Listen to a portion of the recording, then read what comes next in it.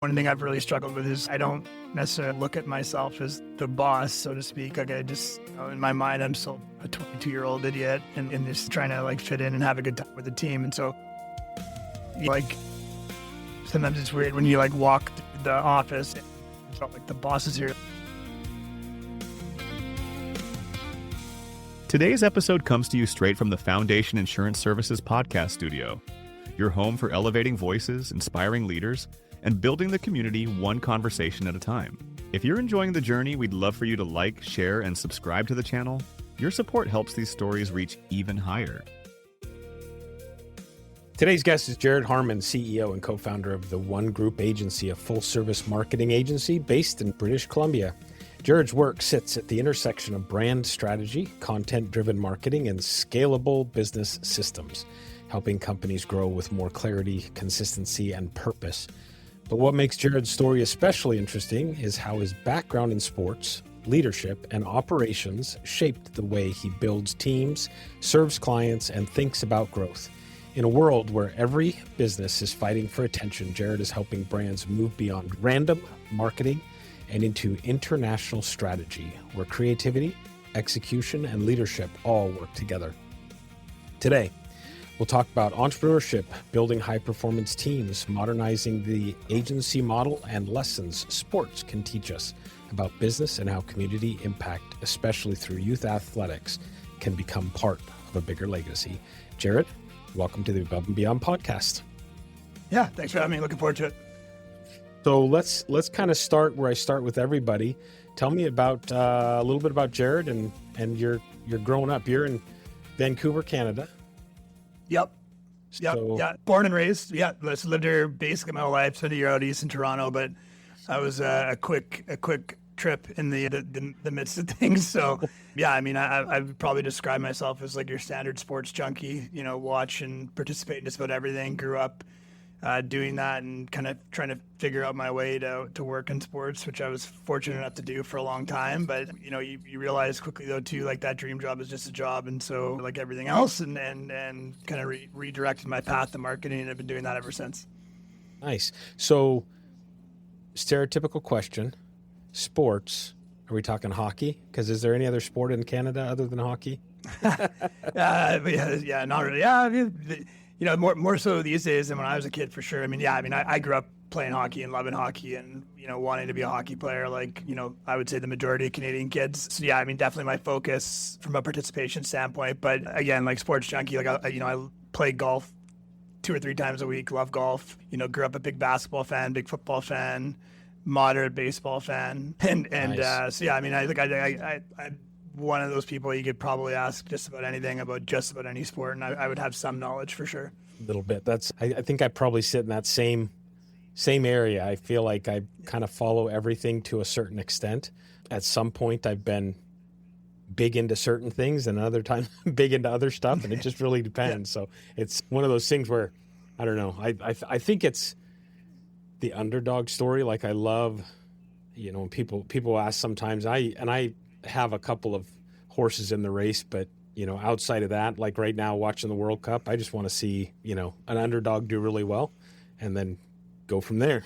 So yeah, it's funny. Soccer is the one sport I like openly admit to not liking, but which is funny. Well, World Cup honestly, I've watched more football in the last weekend. I've watched more in the last weekend than I probably have in 15 years. So yeah, but as much as I like openly have a disdain for the sport, like I know I have some awareness of like who's who in the zoo kind of thing, right? And so I'm not totally naive to it.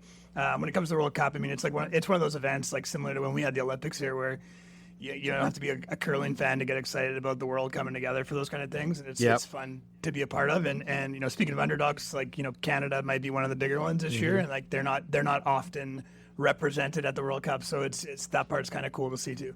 Yeah, to be able to watch that stuff. And you play golf? Yes, love golf. Golf's become my sport. Like that's surpassed hockey. As I've gotten older and everything else. Like if I'm doing something, it's golf. Has hockey translated well to being able to hit the ball at a country mile?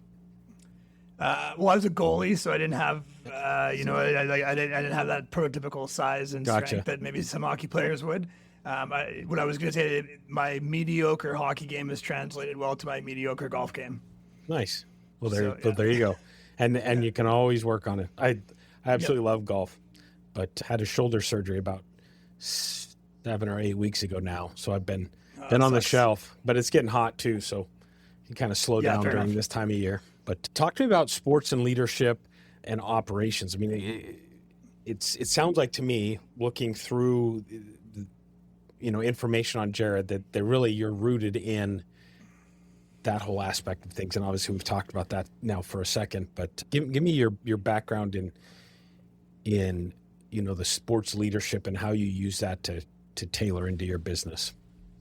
Yeah, I think the biggest thing is just, it's taking a really similar approach to trying to fit in and be a part of a team and translating that to business, right? It's really no different. I mean, you look at a hockey team, you've got, 20 odd participants on the roster, and cliche, but they're no one person is the same, and different mentalities, skill sets, yada yada yada. And so our office is, we've got 16 full-time staff. Nobody has this exact same role, the exact same client list, the exact same skill set, and or the in the same person, right? So I think the biggest thing I would say sports taught me that has become very applicable in like my adult life is finding ways to integrate myself into different groups and understanding from a leadership perspective, like how to try and identify, I mean, not always successful, obviously, how different people click and how they, what gets them going and what gets them motivated, right? And I think you're, again, no different than a sports team. You're always trying to pull the best out of your team and get the most out of them. And it's no different than a coach trying to do that with their athletes, right? And beyond that, I think, the networking skills and the social ability of being on a team and, having to get along and all those things, like, really, show value as you get older and have to, especially when you're starting your own business and you have to find, build your own network and build your own client base and, be able to walk into rooms, like, walking into a conference room with 300 people, whether you're speaking to them or just trying to, meet some new people, isn't that different than walking into a dressing room with 20 new faces, right? And so I think a lot of those experiences, start to show their worth when you're in your professional career. Talk to me a bit about, as a child, what got you into hockey, and then what was that path for you in hockey like? I mean, did you just play, early on, get into high school? Did you play into college? What did that story look like? Yeah, I mean, there's, like the joke about Canada is not entirely untrue. Like, it's everywhere around you. And so, when you're a young kid growing up in Vancouver, the Canucks are number one. And, a lot of, especially at that time, like a lot of people's parents were from out east, where the Leafs were number one. And my dad was from Toronto. So like, having a dad who played, actually my dad still plays, he's 70 years old and he still plays twice a week. Right. So when you, like I actually don't remember having this like, massive desire to play. I remember my dad putting me on skates when I was 4 or 5 years old and throwing me on the ice, and you just, and it's just like, you just get exposed to it. And, I remember when I was a kid watching my dad play and all that kind of stuff. So it just kind of becomes second nature. And like, I mean, I got a 16-year-old son and it was the same thing for him. Like you just kind of tend to follow organically in whatever it is your parents were into's footsteps. Nice. So I started playing when I was 4 or 5. I had an uncle who was a goalie, so it was my dad's stepbrother, so he was about 15 years younger than my dad. So like he was still in high school at this time or a little bit older, and so I got to watch him play, and I took to that, and I wanted to be a goalie, and so I started playing goal when I was like 8 years old, and just never really looked back. And I played right through the end of high school. I got like a really abbreviated stint at a tier 3 junior level, and then was a third string goalie in university for a year, which I would joke like, oh, do you play college? No, playing might be an overstatement, but I was there. Pads. So yeah, I took some shots in practice, but and then like a lot of people who grow up playing the sport, you played beer league for a long time after. I don't play it as much anymore. I probably only get out a couple times a year now, just because as I said earlier, golf's taken that over for me, and I just not as motivated to show up to the rink at 10 o'clock at night. Was there a time at which you kind of felt like, maybe this could be something? You were maybe, through high school, you were kind of good in high school, and you felt like, hey, I could take this to the next level? No. Yeah. and honestly, like I definitely, when I was early high school, I had, I think that maybe the most like realistic aspiration I had was college hockey in the States somewhere. And like, I thought that could maybe be an option, but I mean, I still am, but I was extremely small. Like, so I just, especially in like the 80s and 90s, like, hockey was definitely, I mean, a big man's sport. Like you're a bigger man than me. Yeah.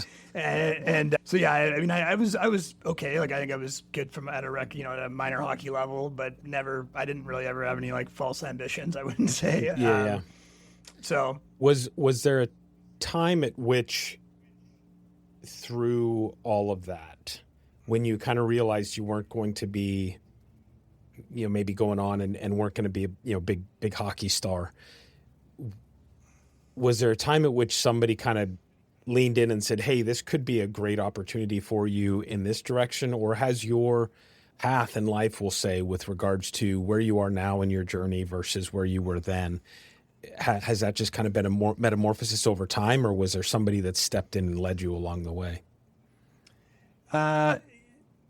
It wasn't someone in particular. It wasn't really a slow burn either. Like I said, like I realized like pretty young, like 13 or 14, like, hey, like, my ceiling is pretty low relative to like I wasn't going to make a life out of it.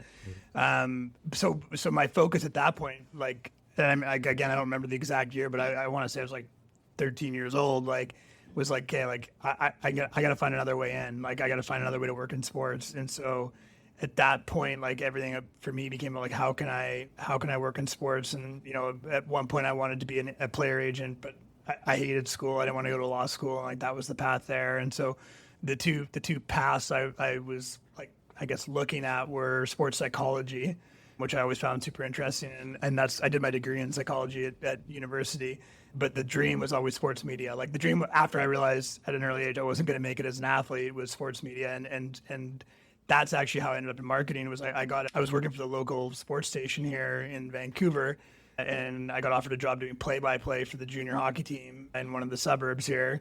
And, that paid nothing essentially. So they said, hey, if you want to be the director of marketing for the team and do the marketing and sales stuff too, we'll give you some resources and some people to kind of, mentor you a little bit, and you can earn a salary. And so I jumped at it, and that was kind of, my foray. So I did play-by-play and the marketing for 3 years, and then, quickly realized that I was not likely going to, build a path in media either. Not because I wasn't good at it. It's just like, it's almost less likely to do it as a media person than it is to do it as an athlete, if that makes sense. There's just so few jobs out there. I mean, this was before the podcast world and all that kind of stuff too, right? Like, you're talking, newspapers and television.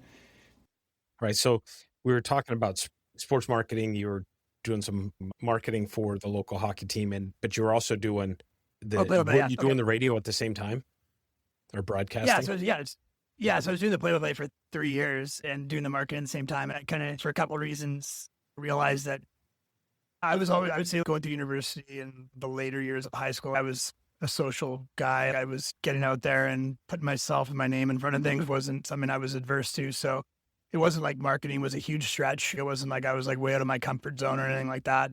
And I remember I was having beers with some friends, and, one of the guys who was with us was like a fairly prominent sports broadcaster in Canada, and actually now down in Tampa with the Lightning.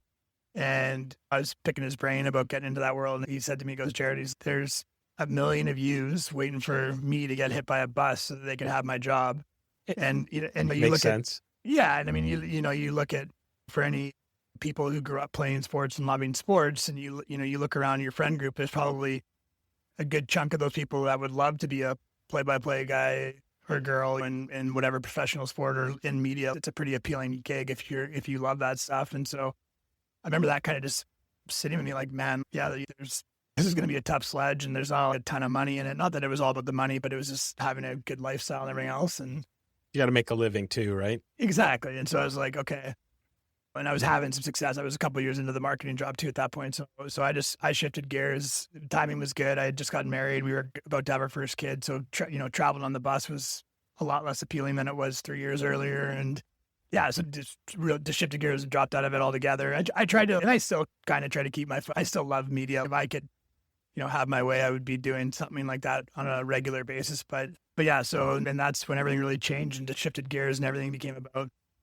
business and utilizing the skills I had and the stuff I had learned from, those mentors that I was fortunate enough to get to learn from, and been on that path ever since. Thinking back on that time in your life, if you can remember then, what did success look like, or how did you define success at that period of time? Honestly, I think the way I've always and still defined success, not to be like overly cheesy or cliche, it's just being able to provide for the family in a way that you don't have to worry about putting food on the table every week. I mentioned my son, I got a daughter as well, and they both are pretty active, and that costs money these days. And it just being able to do those things and just live life without having to watch every penny, I think was always just the way to be able to enjoy it without a ton of concern or stress about what next week was going to look like. And that's never changed. Even when we started the agency, it was never like, okay, I want to get rich and drive a Ferrari. It was just like, yeah, like I'd love to be able to work in an environment that I like, doing a job that I like, and able to put a roof over our heads that we are comfortable in, and take the odd vacation. It was pretty simple, actually. It was never anything really more than that. What is, with regards to the agency, and it's one group, the One Group agency, correct? Yep. What services do you provide within the One Group? Yeah, so when we started, we were really content focused. So photo, video, content creation, that was our starting point. When for the first 2 years we were in existence, it was just me and my business partner, Matt. So Matt handled all the content. I handled all the administrative stuff, sales, as well as a little bit of the social media management. But as we've grown out, so now, like I said, we're full service in the sense and all in-house too. So web design development, social media management, digital ad, and performance marketing. Obviously still content creation, graphic design. So yeah, we try to have built ourselves as really like a true one-stop shop. Like, you don't need to look outside of what we have within the organization, and which ideally makes it a lot easier for our clients to work with us because they're not piecing stuff out. Plus our team is local, and you can actually hop on the phone and talk to someone if you want. And has the organization gone international now at this point? I mean, you both mostly North America? Are you across the world? Where's your footprint? I would say, like, we're still heavily focused on the West Coast. It's just easier, and there's just certain aspects that like become more challenging and more expensive to ship out in terms of us hopping on a plane. Like, for someone to pay for us to fly to Toronto and create content for them, they're pretty confident in saying there's some good content creators there, and you don't need to pay the cost of us flying out. That said, we have worked all over North America. We have some clients that we work with regularly around the U.S. And, we have been to Europe and places like British Virgin Islands. It's not common. Like, one of the interesting parts is like our dollar has continued to tank, as there has been, a bit of a rise in U.S. companies realizing that they can book, even if you factor in those flights, we're still cheaper than going local, because with the conversion, they're paying 50 cents on the dollar, right? So yeah, we've definitely expanded our network that way. And part of our next step is trying to expand that even further and kind of cement ourselves more as, a global, or at the very least North American leader in what we do. When you have businesses come to you, or we'll say whether it's owners and operators, when they come to you and they're like, hey, I'm posting, I'm getting a lot of content out, I'm pushing things, but I'm just not seeing any traction. What's typically the issue? Is there one, or is it really kind of a host of things?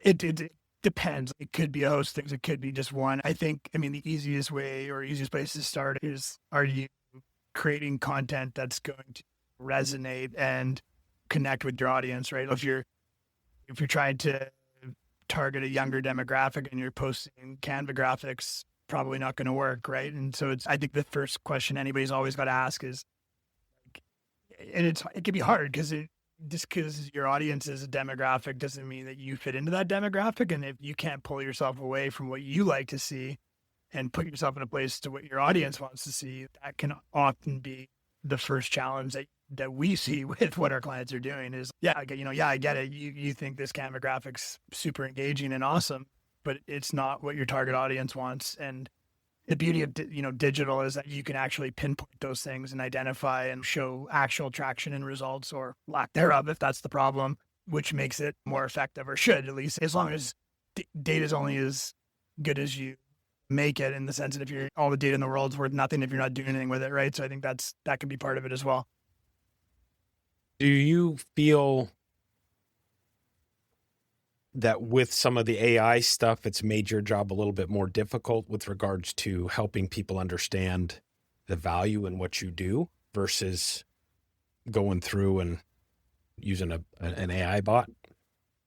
I mean, yes. I mean, I would say most of the time the people who are, trying AI aren't talking to us yet anyways. It's usually the people that thought that they could do it and then get through it and realize, hey, like, it's still an imperfect process. So, like, the reality with AI is that, like, absolutely it's, especially if you're super budget conscious, if you're willing to learn it and understand it, even at a low level, you can definitely accomplish something with it at a much reduced cost to what it would be to look at someone like ourselves or other agencies. But the problem is that most people don't understand it well enough to use it effectively and end up just getting frustrated with it. The truth of it is that to get the most out of AI, you're probably not paying that much less, if anything, less than what you'd be paying us anyhow, because to get the most high performing or high functioning tools that AI offers, like, it's all subscription, but you're paying for it, right? And then, not to mention, like, you have to have a pretty thorough understanding of how to prompt properly and, like, how to ensure that the right learning and the right resources are being used. So yeah, there's definitely, segment of the market that says we don't need an agency. We've got AI, and AI does what we need it to do. And there's probably some truth in that. I think it just becomes a question of, what level you're trying to get to and where you're trying to go with it and how far you want to take it. And like anything else with business, what kind of budget you have, right? And Yeah, I think for a small sort of business that isn't e-com based, or there's no conversion revenue available to them online, there's probably a good argument that AI would be enough, because it's just kind of like a necessary evil to have something out there in the world. And so what AI can do for you is probably competent. But if you're expecting to go viral or have some massive success on AI, you might be a little bit disappointed. yeah, it totally makes sense. And I think I'm just thinking about my day job, which I own an agency, insurance agency, but I just think about the number of tools we have available to us. And I think I probably use 1% of each one of those tools, but I'm paying for all of them. And I think how many of those, if I really knew what I was doing, could actually do most of probably what I'm doing. So yeah. And you know what, like, I do think like an underutilized aspect of AI, not just in insurance or marketing, but across the board, is like where I think there is a ton of value that just about anybody can access, is the functional use of it. It's not the creative. The creative side isn't advanced enough yet, or where it is advanced, it's not cheap enough yet. But where you can utilize AI to like streamline like workflows and processes, and nuts and bolts operational things, I think there's tremendous value. Like even just quoting work and things like that, right? Like it's not necessarily customer facing in terms of like consumer, but it's B2B stuff. That makes sense. And I think that's where there's a lot more value. But to your point about using 1% of it, I think that's the biggest roadblock right now. Is I would guess anybody using AI is using it like under 5% of its capacity, because there's such a level of understanding that goes with it that not everybody has. makes sense. It seems there's a lot of strategy within what we'll consider marketing. How do you take somebody, or how do you take an organization that is really kind of throwing spitballs at the wall to see if they can get someplace, to, really focus in? And how do you get somebody to say, okay, here is our target market. Here's how we want to go after things. And this is the product we're selling. I mean, is that all really part of the magic behind the scenes in what you do? Yeah, I mean, there's no secret sauce, so to speak, right? Like I think, going back to your first point about strategy, I think it's about taking the time to really analyze that particular business, their customer is, and that's going to change that result or that product, asset, whatever you want to call it, for everybody. There's not one thing that's like you can blanket apply across multiple companies because unless all those companies are exact replicas of each other and, in terms of what they sell and who they sell to. So, yeah, I mean, I think where an agency adds a tremendous amount of value is being able to come in and analyze what it is you're doing and how you're doing it and provide unique ideas that are not emotionally or monetarily attached to the business. Because like I said earlier, like that's where it gets hard is you own this business. You're obviously passionate about the brand, passionate about what you do. So it can be really tough to pull yourself away from that and make decisions objectively.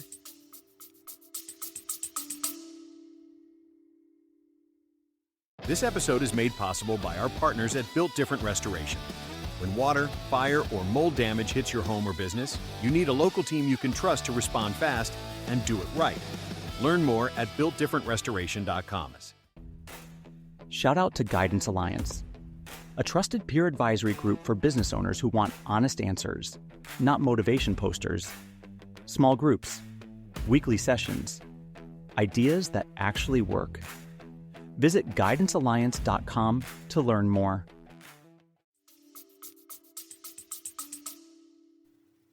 That actually speaks to me with regards to being emotionally tied to stuff. I mean, having made switches or changes in the past and have somebody, we'll say, critique your work, in a way to try to help you, but then you're kind of like, there's the pushback, obviously, but to have somebody take a look at it that is unemotionally attached to what it is that you're doing and really looking at it from a perspective of, here's the business, here's the model, here's, what you're going after, without feeling all fluffy about whatever it is, this is what we need to do to push forward. So. Yeah, it's hard though, right? Because when it's your brand or your business, whatever it is, it's like a kid to you, right? There's an emotional connection there. You don't think it could do anything wrong. So it can be tough to hear that. I think the best business owners are the ones that understand it personal. It's about getting the most for your business. It's a lot easier for me to explain, talking about creatives, right? A graphic designer will design something and they spent 8 hours on this project and they love it. They're really happy with the output, whatever. Client comes in and says, hey, I don't really like green. I prefer blue and, whatever it is. And it's all generally meaningless feedback, but it's the client wants, I've seen it a million times. The designer gets like all bent out of shape, like all upset. Oh, the green's way better here. Like I use the green because it kind of matches the grass that they have at the front of their house, whatever the case may be. And it's not about that. It's just about, the client's not saying you're an idiot for choosing green. They just say, I like blue, and I think separating that piece of it. And when a client hires us, like I'll often say, like when they ask for that, people say, hey, I'm not necessarily like trying to be harsh, but I'm going to be honest with you. And if I think your website shitty, I'm going to tell you it's shitty. And not because I'm trying to be brutal about it, but I'll also tell you if I think it's great, you don't need to do anything. I'm not going to BS you and tell you it's one way just so that you have to hire me for something. Yeah. Right. I think if you've hired us or engaged us to do some work, I would hope that you're doing that so that we're honest with you and do it and give you advice that will help you be successful. But none of that's going to go anywhere if you're not willing to listen to that advice. For sure. And I think that coming from a perspective where what you do is really truly built around matrix and how can you prove, what you're doing is actually working. If you come in and you say, oh, we need to change this whole thing and we need to make this and this. From a business perspective, I'm going to be looking at it going, okay, well, I'm going to be watching and we better see some traction because I need some ROI on this. So, yeah, I compare it to my days in sports and events where it's a big event coming up, you're selling tickets and you're just sitting there nervously waiting for arena bowl to fill with seats, right, or tickets to sell. It's the same thing. Yeah, okay, somebody comes and says, I'm going to spend $10,000, you want a new website. And so we build the website. Everything looks good. Everything's great. And now you're just sitting there kind of nervously waiting to see if the ticker starts counting, right? Somebody come to the website. Yeah. And buy something, or will they get more reservation, yeah. Whatever it is, right? So like it's a big test. Yeah. Get a click through. Come on, somebody click. Yeah. Somebody do it. Come on. How many people are on your team currently? How big is your organization? 16. Okay. And then with regards to the operational aspect of what you do, how does what you learned in, we'll say hockey or organized sports growing up and what you do now, how does that relate to the team that you currently have? And how do you use that to drive towards a common goal? I mentioned earlier, like the comparison to coaching and just trying to figure out how different people click. I think that is a huge part of it. Just like very rarely does one message or one message type resonate with everybody. So like understanding like how to communicate and how to work with the different people on the team and to try and pull the most out of them and keep them invested. I think that's one piece.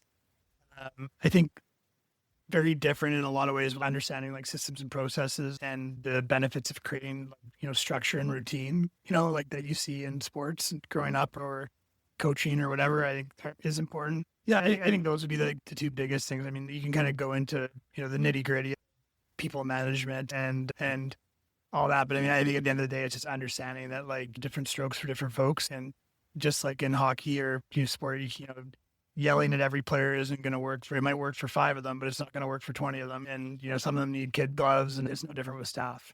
If anything, it's worse because they're more emotional and that kind of stuff. Through the journey of business ownership, has there been times where you have felt like you stepped into the wrong thing? Every day. Every day? Obviously as a business owner, I was just having a conversation actually yesterday with a client who said that they've been offered a buy-sell, or they've received an LOI. And we were talking about it, and I said, that's so crazy because I think if somebody walked in with a check, depending on the day, the check needs to be bigger or smaller, just depending on how the day's going. Totally. There's some days where I'm like, just take the keys and I'll walk away today. I don't know what I'm going to do. I don't know how I'm going to support the family, but you can have it. There you go. And then there's days where it's like, that's going to be a pretty big check you're going to write. So, I can honestly say there's never been a day yet. I'm not saying it won't happen or won't come, but like where I've been like, get me out of here. Yeah. I mean, there 100 times where it's you're sitting there just shaking your head, wondering what the hell you got yourself into, for sure. I think for me, I enjoy not having anyone to report to and not having to, drive the bus, so to speak. And I'm sure some people will disagree with me, but I feel like that's a strength for like, I wouldn't say just in charge of I like being responsible for other people. I like that pressure of knowing I got mouths to feed, not just phones. The idea of having to work for someone else again does not sit well with me, not because I'm too good or anything. Because I enjoy the freedom I have now, and my life has become accustomed to that. So I think that again for now motivates me to keep finding new ways to be successful and to stay alive and to carry on. But like I said, there's days where it's hard. You made me think of something. I have this thought in the back of my head, and I think a lot of people say it, that I'd be a really bad employee, but not because I'm a bad employee, but because working for myself, I'm working way more hours than I ever worked before, but it's enjoyable. And I don't know what the difference is between somebody saying, hey, you need to be here between 8 and 5, and me going, oh, I'll work from 7 to 10. Yeah. What? Something about just being able to make that decision yourself. It's funny you say that, because I mean, there definitely has been days, or obviously have some buddies who work a pretty lax schedule. Honestly, like it's like a 9 to 3 thing, and they're making good money, and they're not on their phone at 9 o'clock at night responding to emails, and, or sitting on their couch with their laptop like I often do or whatever. I'm like, man, that looks pretty chill. They get their 6 weeks off. Everything's kind of structured and set, and there's not a lot of worry. But what I always kind of come back to that is like, you're putting yourself in someone else's hands there and for you. And not that I don't trust other people, but I've always been a little bit stubborn that way, where I trust myself maybe more, or just happier that way. I think I always kind of joke, I'm a little bit of a psycho. I like work. Like I don't, even if my job was 9 to 3, I don't know that I would just stop at 3. I just feel like I'd still do the same thing. And it's for what though? Because I'm not getting any further ahead, right? And the other thing I always had to too is when I was younger, I was a great employee. I worked my butt off. Like I'd work extra hours. I'd do everything, like whatever I could, like kind of an older school mentality that you do what the boss tells you and then some, right? And I don't think I'm as agreeable as I was when I was 25 anymore. And just when I was 25, like I was trying to do it all, and like I don't want to do it all anymore either. I'm not as ambitious or as I used to be, which is what scares me. Like I don't think to your comment, I don't think I'd make a good employee anymore, right? Like I'd sleep in and not be worried about getting there on time and forget that I have to be somewhere on time. I don't know. Right. Wait, what? I have to be at a meeting for what purpose is that meeting? Yeah. What are we doing? Yeah. I mean, I have to wear a shirt and tie to work. I don't want to do those things, right? So like I said, the older I get, the more stubborn I get with that stuff too. Yeah, for sure. As you've developed your team, as your business has grown and as the team has grown, has your definition of leadership and how you lead your team changed over time?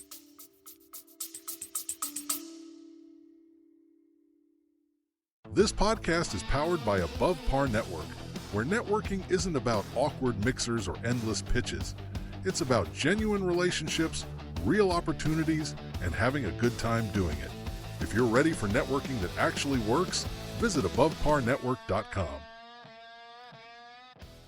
This episode is powered by 5 Leaf Financial, expert accountants, tax preparers, and CFOs who help you make smarter financial choices. If you want peace of mind around your finances, visit 5leaf.net.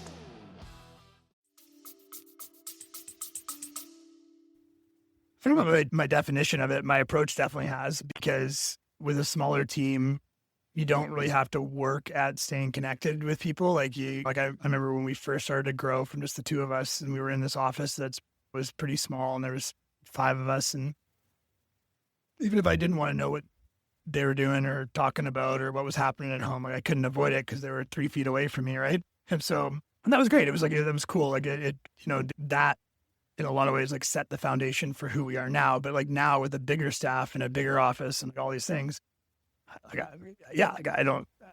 If I didn't want to, I could sit in my own office with my door shut all day and not know anybody and just expect them to do their job and nothing more. So like you have to adapt and adjust your ways and your approach. And I think that's what's changed more than anything. And I've had to work harder at trying to maintain a positive culture, and be in tune with what's happening with who and all that kind of stuff. It doesn't like before just kind of happen for me now. It's okay. Like I've got to actually find time to sit down and meet with people and do things that we didn't have to do when we were 5 people. Yeah. Do you ever find yourself in a situation where you have a client or an employee that is coming at you for something that is really kind of a misunderstanding, and you've had to work through that in order to find a quality resolution or a good resolution to the situation, where you may have had to step back, and some people might see it as a loss, but in the end it was a win? I don't know about the loss or win part, because like I'm not sure I follow it through that much just to find out where it shakes at. But I think like one of the easiest things to do is not a good thing when you're in a position like I am, is to just not always be hyper considerate of what the team is going through or thinks. And one thing I've really struggled with is I don't necessarily look at myself as the boss, so to speak. Like I just, in my mind, I'm still a 22-year-old idiot and just trying to like fit in and have a good time with the team. And so like sometimes it's weird when you like walk through the office and like the boss is here, like it's just a different mentality. And so I think to that point, like sometimes I can be unintentionally abrasive because I'm just trying to get stuff done and like just hammer out responses to questions, or just trying to make sure that the team has what they need and not really giving a lot of thought to they might be intimidated by me or worried about how I'm judging them on these things, even though in my mind I'm like playing golf somewhere. Yeah, right. Just trying to like You're playing golf. I get that one actually quite a bit. It's like you're just out playing golf. It's worked a long time and hard work to get to this point. Oh, and man, like taking a lot of risk. It's funny. Like I golf a lot, and I'm definitely conscious. I don't know, like what conflicts I might create, but yeah, there is a part of me that's like, well, like it shouldn't matter. Like, and I don't know, but that's a whole other conversation. Well, I think to cut you off, sorry about that, but I think one of the misconceptions maybe is that, if I'm out playing golf for 4 hours, I'm making that up someplace else. I'm going to be working just because that 4 hours is taken up on the golf course. I mean, usually it's still trying to develop a relationship or something that is business related. I'm not just out there. I shouldn't say I'm not just out there to have a good time. I'm always out there to have a good time. Yeah. But But yesterday with someone, because summertime for me has typically been about golf, not just because of my personal interest in it, but like I usually try to take most of my clients golfing in the summer once, just because it's a great thank you and something I enjoy doing, don't hate, and I've got good relationships with most of the clients. But yeah, but sometimes I'm just going out with buddies too, and because for me, it's always been about two things. It's the relationships on the golf course are important for the business, and like they are. It's 4 to 5 hours with someone that if you can have a good time with that client and do that, like it's going to strengthen that relationship, which should strengthen the business. That stuff's important. I guess the third part, which is just corporate events, which are like a necessary evil sometimes, like the best ball tourneys and stuff like that. Like there's a certain amount that you just end up having to do because you get invited or whatever. But even the ones where I like go with buddies and they serve no purpose for me other than like hanging out and having a good time. It's like, okay, like, if you don't want me to be a dink all week because I'm grumpy and tired because I've been working so much, then like, I need to go golf. And it's not about golf. I just need to do something to decompress for 4 hours, which a lot of people would disagree with golf as antidote for that. But yeah, to your point though too, I almost treat anything at any point during the day. If I'm offline for 4 or 5 hours, it could be a Sunday. Like odds are I'm making that up somewhere because I don't just turn off like a self meeting into my 40-hour work week, which doesn't exist either with 4 hours of golf. Like it's 50 hours, 60 hours of work is getting done plus the golf. I've had people tell me I shouldn't look at my phone, my emails and messages from employees and stuff while I'm on the golf course because it screws up my game. But I feel like if I don't, things are going to blow up and I'm not going to be able to get in front of them. So maybe someday I'll get to that point. Yeah, it's not even the blowing up part from too. Probably just what I do is just I feel this sense of guilt about okay, I'm golfing. Like if they need something from me, like they need an answer on a question or whatever it may be, like irresponsible of me to like just completely shut them out for 4 hours and then expect that to deal with it when I'm done golf. I mean, I can just bang out an answer to them and allow them to keep moving with their day. Like I owe that to them if I want to take the effort to go golf, regardless if it's like work related or not. And so yeah, I go back to my comment earlier about customer service too. And part of who I am and like how I've been able to have any kind of success is a willingness to accommodate and, respond to the things that need to be responded to. And so I think it would change the dynamic of our business if I stopped doing that. Yeah. With regards to success, do you feel like there's been a time that on paper, or if somebody looked at the bank account, they go, oh my God, you're wildly successful, but inside or internally, you were not feeling like you were successful. You weren't there yet. Always I think, social media paints this picture of reoccurring success and it's nobody posts their losses on social and I'm not going to pretend that I do. So they see the family vacation or car you drive, whatever it is, right? And they just assume that it's like all roses and it's not. We've had some years that are like,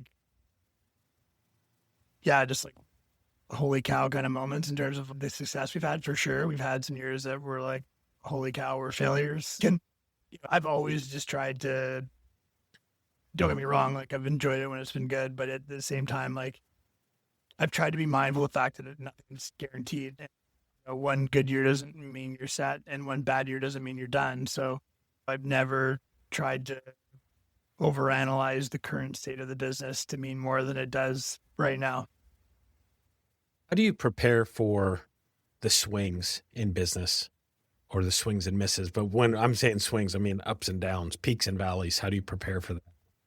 I think it's less about preparation, it's more just about awareness, right? And we've been really lucky. We've had very low client turnover in our history relative to a lot of agencies. We've had some clients from day one still. So like for agency to hold on to a client for 8 years is not super common. So I think building a model that can sustain those swings, I think would be the first thing. So, like you're not, there's a lot of agencies like to focus on, the whales and the big clients, which is awesome when you have them. Don't get me wrong. I'm sure it's great, For but sure.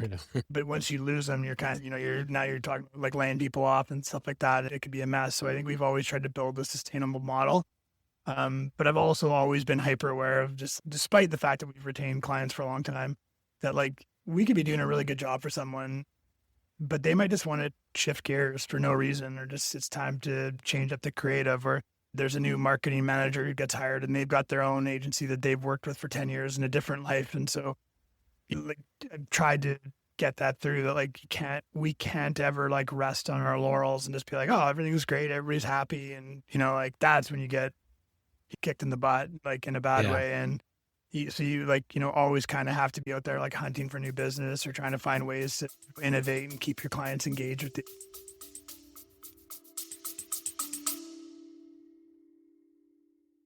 Big thanks to Maritime USA for sponsoring the show, helping businesses simplify payment processing and reduce unnecessary fees. If you're tired of overpaying to accept cards, it might be time for a better option. Learn more at maritimeusa.com. This episode is supported by Rocks Ink Calligraphy, where every piece is created by hand and designed to be remembered. From custom calligraphy and engraving to live event personalization, Rocks Ink turns meaningful moments into lasting art. Learn more at rocksink.com. Community impact. Let's talk about that for a minute, because that seems to be something that's pretty important to you and drives you a bit, and probably a little bit through youth sports. Why is that important to you, and what about it keeps you motivated to continue to be involved? Yeah, I mean, selfishly, just seeing the impact you can have on other people's lives can be very fulfilling. If I'm just being honest, I coached my son for about 8 years in hockey, and like one of the coolest things to me is like when one of those kids who was on the team comes up to me 10 years, like, Coach Jared, and like they're just like excited to see you, and to have helped instill some sort of like love and passion for a game that I grew up being passionate about is just very rewarding. On the other side of it, I feel like there's being able to live the life that we do. And like I said, I'm not stress free about stuff, but it's, I'm at the same time, it could be worse kind of thing. And I think there's just some responsibility to try and give back and have an impact. And I know when I was growing up, there was all kinds of people that were donating their time, their money, and their energy to allow me to experience other things I experienced. So I think I would feel guilty or if I wasn't trying to do what I could. And not everybody can contribute the same amount, money, time, energy, whatever it is. But I think it's important to try to leave things in a better spot and, contribute where you can, depending on your skill set or, what you're comfortable with. And I think that's just been a big thing for me. I think being involved in those types of things, whether it's Meyer hockey or some charitable organizations, I just think it's important to do. And there's less and less people willing to do it for whatever reason. And so it's a bit of, volunteerism is a bit of a dying thing. And I think trying to give back, like, I'm not like want for anything. I get to go on vacations, have beers with my friends and golf and do all those things. Right. So, to put aside a couple hours every month to try and make a difference for some people who maybe don't have those same fortunes that, like are fortunate opportunities that I do. Like, I think it would be kind of shitty of me if I did. Yeah, for sure. What do you think? And I'm going to say young athletes, because I'd say kids, but I don't know if that's the right way to put it. But what do you think young athletes can learn from organized sports that tail into or can help develop them into business? I think similar to what I said before about having like structure and what like routines can do to help you as you get older. I think the value of putting in work to accomplish something, like whether that's to make the team that you want to make, whether that's to, win the tournament that your team wants to win. Nothing comes without work. Like, to be clear, there's anomalies for everything. So yes, there are some kids that don't have to work at it. They just go out there and they're just really good, naturally gifted. But like general rule of thumb is you've got to practice and work at it to get to whatever, even if you just want to play like the lowest level of hockey out there, like at some point you have to put in work to learn how to skate so that you could play at that level. And nothing comes without that effort. So I think, and that's the kind of stuff that when you get into the real world where you realize that like nothing is for free, like I think having that understanding that, okay, if I work at it, I can accomplish this. Yeah. You said you have 2 kids, right? Boy and a girl? Boy and a girl, yeah. Let's talk legacy.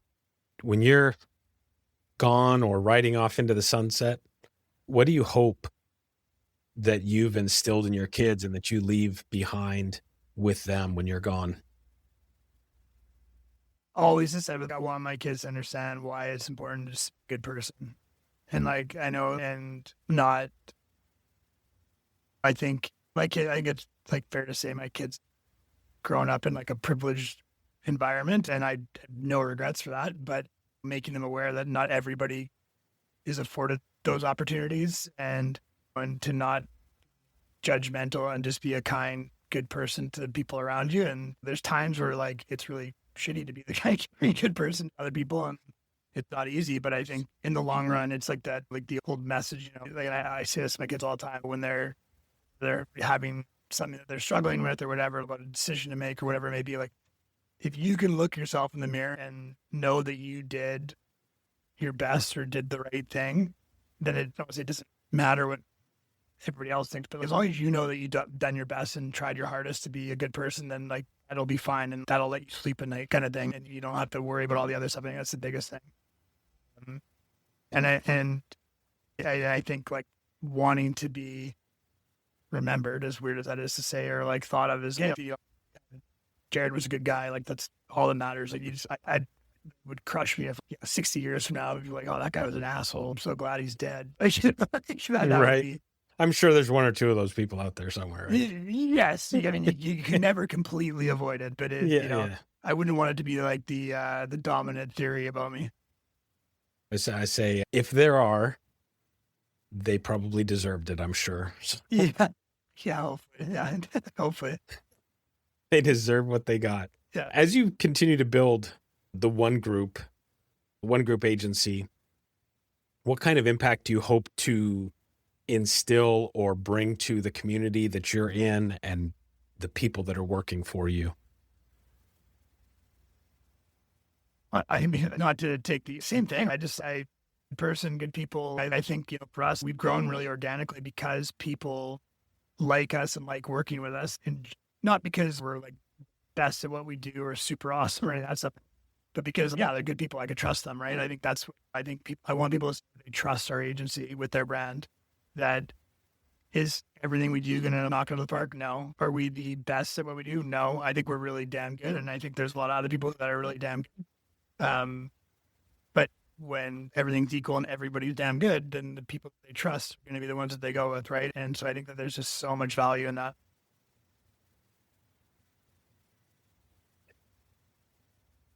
So as you were growing the business and you and your partner had the business going and you started developing and bringing on clients, what was your first hire like? Was it an easy thing to do?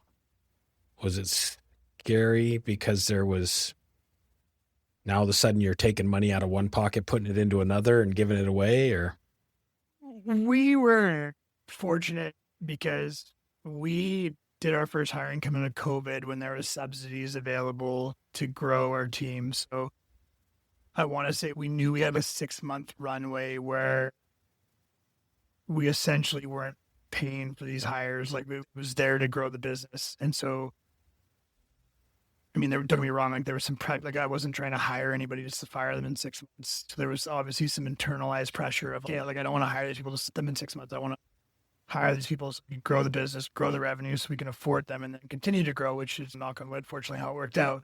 I've also always been really cognizant of that financial structure. Okay, like you're hiring someone. I don't want to hire someone with the idea that I'm going to pay you. We can only afford $30,000 a year, but I'm going to give you 40 just because I want to hire you, which means, oh man, like I might not be able to afford you in 3 months. And now I'm going to have to fire you. And so there is that pressure, I would say, and that stress that goes with it. But we've been pretty intentional about our growth and like guarded, I would say too, where we're like, okay. And like, I think I'm like innately cheap. So whenever like somebody leaves or whatever, we better replace it. First thought goes to, like maybe we can find someone more junior and start off and save a little bit of money for the company, which is, so. Talking about One Group Agency, and we kind of already covered this, but talk to me about the services that you guys provide and what types of clients you're looking for. We don't have a specific, that's sort of thing that makes us a little unique. I think what I've seen in the industry is more people like trend towards specialized services and like only working with certain industries or categories.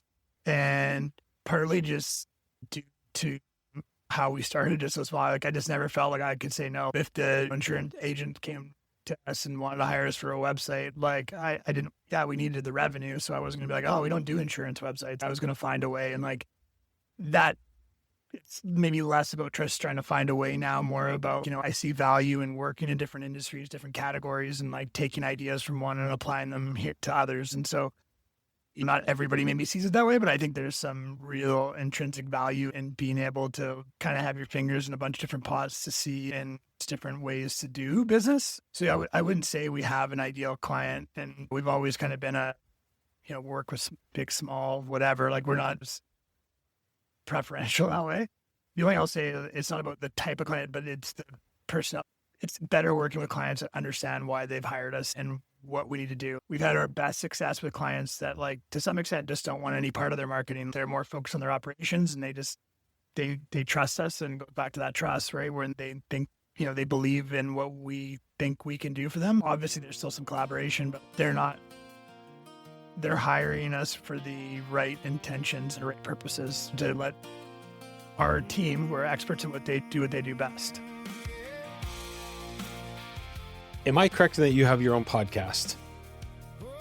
We do. I don't. Matt, my Okay. business partner, Matt, does one. Yeah. Okay. I feel like I saw that somewhere, and I couldn't remember if that was you or I did him, have or... one. It wasn't business related though. It was me and a couple of buddies who were dads, and we just kind of sat around and had beers and told weird stories. That's sometimes the best ones to do. I lot say of fun. some of my, well, I shouldn't say some of, one of my most favorite podcasts I did was, I got a buddy who's got an Irish pub in his garage, and we just sat in his garage and had a couple pints and talked. So. That's what it's weird. It was honestly me and 3 other dads. We called it Dad Buds, and we just sat down, and he had his bar in his basement. We sat in the bar and had drinks, and we would have a couple of topics, and we would just talk for a couple hours. Yeah, that's awesome. That's awesome. How do people find you? Website's the best. One Group Agency, one spelled so O-N-E, and group agency.ca. So the .ca part will probably throw most of the people off, but it's Most people off. I really .com. I can't find you. Yeah. CA for Canada, right? You don't. And you do a lot of West Coast stuff down, obviously, into the States. Yeah. I'm assuming. Yeah, but we've been in New York. Like, we'll go anywhere. It's more just about being real. That's what you're looking for. If you're looking for content, like I said earlier, don't get me wrong. If you want to fly us out, we'll go. Like we try to be honest about that part too, and what they need. So, Yeah. Awesome. Well, hey, I appreciate it. Anything that I didn't ask you about that you kind of expected me to ask you today?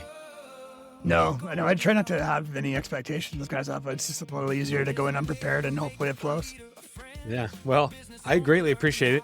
And I actually look forward to someday, if you're ever down here in Arizona, hit me up. We'll go play golf. If I get Love up to man. your neck of the woods, which my family's getting less and less up there. I grew up in northeastern Washington and lived in the Seattle area for a while, but been to Vancouver and Victoria a couple times. Beautiful, beautiful country up there. But It's the best. I'm biased, but it's the best for sure. I'd love to play golf. I'd probably suck really bad because the trees are way too close to the fairway. Yeah, it's definitely not as open as it is down in Scottsdale, that's for sure. But I don't judge. My joke is people ask me how much I golf, and I say way too much to be as bad as I am. So it's For sure. Absolutely. 100%. People ask me why I don't take lessons so I can get better. It's like, why? Because then I'll just be more mad than myself for being bad. I tell everybody golf, like I think it would suck to be a low handicap because you'd go out, you could never enjoy it. Right. Because inevitably you're gonna have a bad shot and you're gonna be pissed. So Yeah, exactly. And then it's just, that's the game I expect to play. So anyways, well, Jared, I greatly appreciate you coming on the show and learning more about you and your operation and what you do. It's been a pleasure to get to know you. yeah, thanks so much. It was a lot of fun. This is Jared Harman, and I went above and beyond. For the ones who started late, for the ones who almost quit, for the